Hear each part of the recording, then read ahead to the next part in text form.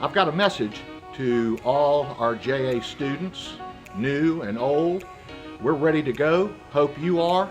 We'll see you this week.